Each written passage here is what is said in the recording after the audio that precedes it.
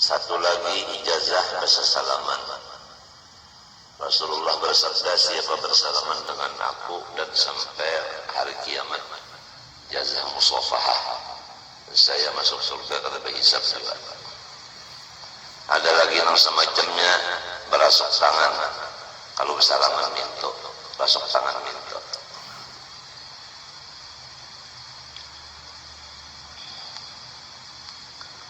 Ada lagi itu libasul khirqah.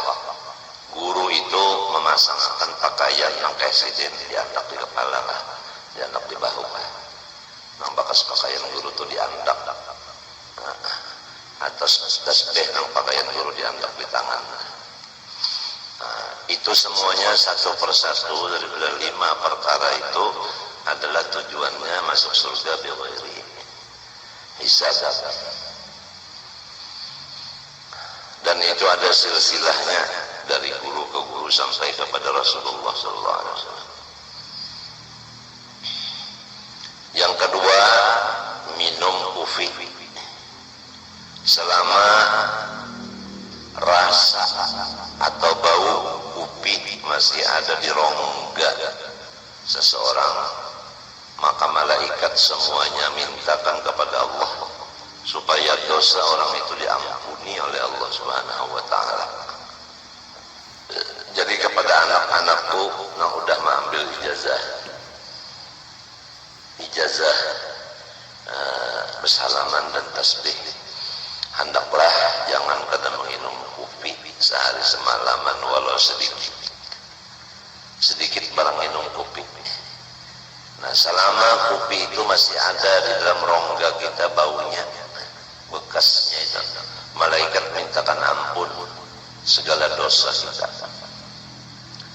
Yang ketiga terakhir, selama kita duduk di hadapan atau di majelis orang waliullah, selama duduk di situ malaikat semuanya memohon kepada Allah, ampunilah dosa orang itu semuanya. Waliullah ini nang hidup lo nang mati sama, nang sudah dikubur atau nang belum dikubur. Cuma anunya bedanya, kalau nang dikubur kita kada kau bepander lagi, dan kita kada kau melihat lagi lawan sidin, dan kita kada kau lagi bahasa salaman lawan sidin. Sidin sudah dalam kubur, ya Allah. Kalau nang masih hidup, kau bersalaman lawan sidin, kau melihat lawan sidin. Apabila sidin melihat kita atau kita melihat sidin, ada disebutkan di dalam riwayat kita, inna lillahi rijalan man nadhara ilaihim nadratan sa'ida sa'adatan la yashqa ba'da abada. Ada satu riwayat, man nadharu ilaihi nadratan sa'ida sa'adatan la yashqa ba'daha abada.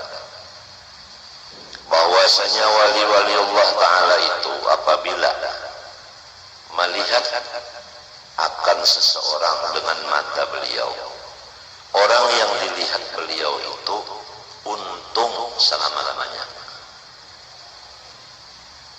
Akawa beliau kada melihat kita, tapi kita melihat non beliau.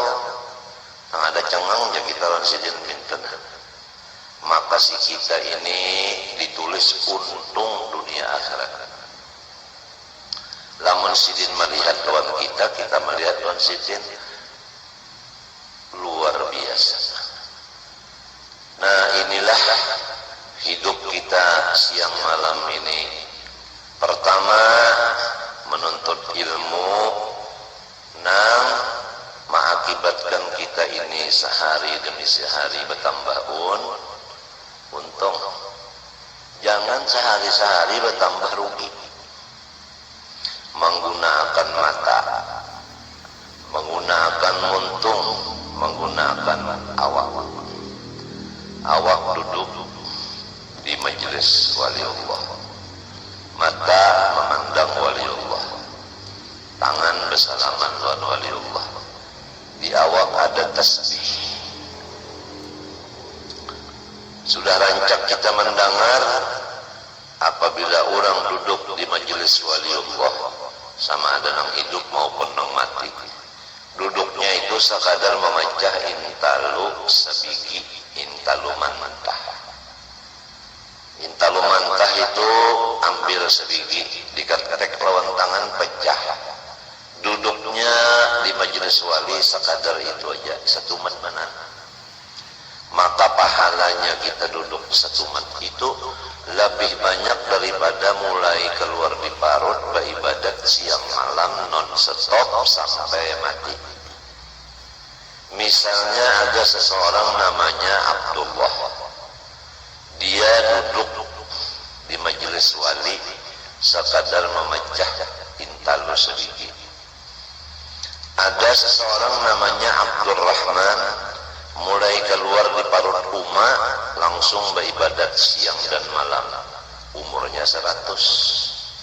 Kada senampihan beribadat 100 tahun mati, maka Abdullah itulah yang paling sugih pahala daripada Abdurrahman tadi. Nah, itulah artinya cara orang mencari keuntungan hidup.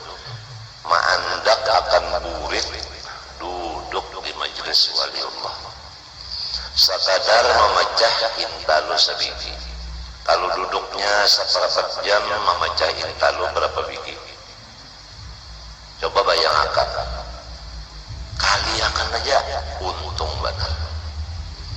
Cuma kalau orang munafik duduk di majelis wali itu sama dengan burung duduk di dalam sangkar. Dia berpikir hendak keluar daripada sangkar itu. Rasa kada nyaman di dalam sangkar. Dia lengah daripada Allah. Dia duduk bukan di majelis wali. Dia kada bisi tasbih. Dia membuang-buang waktu. Mata kada melihat kepada orang soleh. Telinga kada mendengar kata-kata orang soleh. Tangan kada bersalaman lawan orang soleh. Beelang bukan ke tempat orang soleh. Jadi salah inya juga kada menggunakan awaknya kepada yang semestinya. Jelas saja sudah. Fa inna lahu ma'isyatan dhanka, diberi hidupnya itu susah. Selain daripada di dunia susah. Wa nahsyuruhu yaumal qiyamati a'ma. Dia bangun dari kubur ke padang mahsyar di dalam keadaan buta matanya. Kada gampangan orang buta berjalan mulai di kubur ke padang mahsyar. Tahantuk-hantuk. Lalu berpanggil lawan Tuhan, Rabbi lima hasyartani a'ma wa qad kuntu basira. Ulun di dunia ya Allah melihat saja mata, kenapa limbah bangun di kubur ini bijak. Ujar Tuhan, sudah berapa pelajaran-pelajaran disampaikan guru-guru agama, tapi ikam kada mau mendengar. Ada juga yang mendengar kada maasih, kada menurut, kada memakai. Jadi walau umpat mendengar tapi kada maasih, kada menurut, sama aja lawan nang kada mendengar juga. Hidupnya susah, kena bangun di kubur menuju padang mahsyar itu picak. Wa kadzalika yauma tunsa. Karena demikianlah pada hari kiamat ini engkau tidak dilayani sama sekali, dibiarkan sama sekali oleh Tuhan. Ya Allah kasihan. Jadi anak-anakku semua, taubatlah kita daripada segala kesalahan yang sudah lewat. Janganlah berjalan kecuali ke tempat orang soleh. Jangan bakawan kecuali orang yang soleh. Jangan melihat kecuali kepada orang soleh. Jangan ziarah kecuali ke rumah orang soleh. Dan jangan kada bisi tasbih sehari semalaman jangan kadang minum kopi walau sedikit. Di samping itu apa-apa amalan yang diberi sudah oleh Abah dipakai. Di antaranya tarekat samaniyah diamalkan saban subuh lawan saban maghrib atau mbah asar. La ilaha illallah 166 kali. Allah 66 kali. Hu 77 kali. Abah ulangi la ilaha illallah 166 kali. Allah 66 kali. Hu 77 kali. Kemudian membaca wasiat sidin 4 kali berturut-turut. Allahumma ufir li ummati Sayyidina Muhammad, Allahumma arham ummata Sayyidina Muhammad, Allahumma astur ummata Sayyidina Muhammad, Allahumma jibur ummata Sayyidina Muhammad. Jadi tarekat samaniyahnya itu tadi diamalkan pagi sore, doanya pun 4 berturut-turut, sekurangnya limbah sembahyang subuh aja. Kalau bisa sore pun dibaca 2. Pertama, orang mengamalkan 2 macam itu tadi, tarekat samaniyah dan wasiatnya. Pertama diberi ilmu ma'rifat.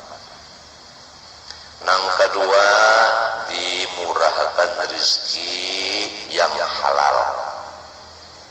Mana sugih, mana halal. Hakunlah sugih halal pulang. Nomor 3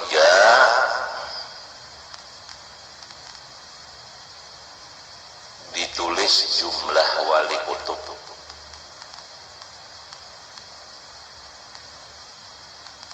Jadi anak-anakku semuanya barilah waktu limbah subuh, limbah asar atau limbah subuh, limbah maghrib, baca la ilaha illallah 166 kali. Allah 66 kali. Hu 77 kali. Kemudian Allahumma ufir li ummati Sayyidina Muhammad, Allahumma arham ummata Sayyidina Muhammad, Allahumma astur ummata Sayyidina Muhammad, Allahumma jibur ummata Sayyidina Muhammad 4 kali berturut-turut. Tasbih jangan kada bisik. Kopi jangan kadang minum sedikit barang. Dan yang lebih-lebih penting lagi dirancaki duduk di majelis waliullah. Adab ziarah kepada waliullah jangan tangan 10. Nah, itu. Harus ada yang dihadiahkan lewat sidin. Itu memang Tuhan yang mengatur. Idza najaitumur rasul faqaddimu baina yaday najwakum shadaqah. Bukan waliullah itu meminta akan hadiah, sama sekali tiada. Tapi Tuhan mengatur kita adabnya kalau hendak baelang babawaan. Jangan tangan 10. Ya ayyuhalladzina amanu idza najaitumur rasula faqaddimu baina yaday najwakum shadaqah. Nah, itu artinya membawa hadiah. Itulah peraturannya orang ziarah. Kalau di sana ada wasiat, bacalah wasiatnya. Hanya kita meminta kepada Allah dengan berkat sidin. Jangan meminta lawan walinya, minta lawan Allah. Bertawassul dengan berkat wali itu. Itu caranya meminta kepada Allah dengan berkat waliullah yang dielangin ini. Maka itu caranya. Nah, mudah-mudahan ikam sudah akan jelaskan, paham dan mengerti, dan mudah-mudahan Allah memberi taufik kita tahu memakainya.